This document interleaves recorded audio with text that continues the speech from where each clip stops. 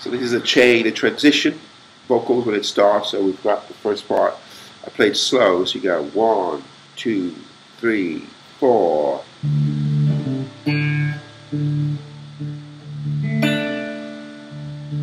Transition.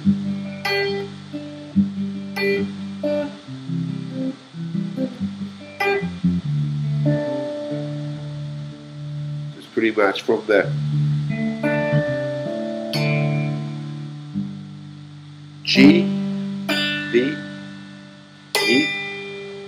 So you got C chord, back to this.